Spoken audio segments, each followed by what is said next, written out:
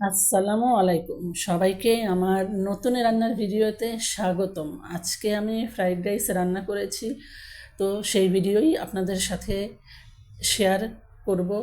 তো আমি fried rice রান্নার জন্য এখানে সবজিগুলো হাফ সিদ্ধ করে নিয়েছি। রসুন, পেঁয়াজ, মরিচ এখানে আমি ধুয়ে কেটে রেখেছি। তো এখানে আমি গাজর, বরবটি, পেঁপে, আলু ব্যবহার করেছি, এগুলোকে হাফ সিদ্ধ করে রেখেছি।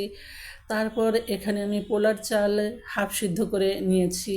এখানে আমি পরিমাণ মতো তেল দিয়ে রসুন, পেঁয়াজ আর কাঁচামরিচ তেলের মধ্যে দিয়ে দিলাম। তো এটাকে আমি একটু লাল লাল করে ভাজা ভাজা করব। রসুন, পেঁয়াজ, কাঁচামরিচ যখন একটু ভাজা ভাজা হয়ে আসবে তখন সেটার উপরে আমি সিদ্ধ করা আগে থেকে হাফ সিদ্ধ করা সবজিগুলো দিয়ে দিলাম। তো সবজিগুলো কিন্তু হাফ সিদ্ধ করতে হবে, পুরোপুরি সবজি সিদ্ধ করা যাবে না। তারপরে এখানে আমি ডিমের ঝুরা দিয়ে দিলাম। তো ডিমের আমি আগে থেকেই 4টা ডিম তেলে ঝুরা করে রেখেছিলাম, সেই ডিমের ঝুরাগুলো দিয়ে দিলাম। ফ্রাইড রাইসে কিন্তু ডিমটা একটু বেশি দিবেন, যদি ডিম বেশি না দেন ফ্রাইড রাইস তাহলে খেতে ভালো লাগবে না। তো আমি এখানে ডিমের ঝোড়া আর সবজি ভালোভাবে তেলে ভেজে নিচ্ছি। আর আমি এখানে কিন্তু টমেটো কেচাপ, তারপরে নুডলসের মশলা, পরিমাণ মতো লবণ ইউজ করেছি। এগুলো আমি ভিডিও করতে পারিনি, তাই ভিডিওর মাধ্যমে দেখাতে পারলাম না।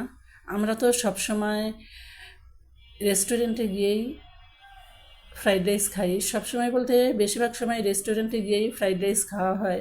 তো ভাবলাম আজকে রেস্টুরেন্টে না গিয়ে ঘরেই নিজে রান্না করে নেই। তো বিশ্বাস করেন, রান্নার পরে এত মজা হয়েছে ফ্রাইড রাইস, কি বলবো।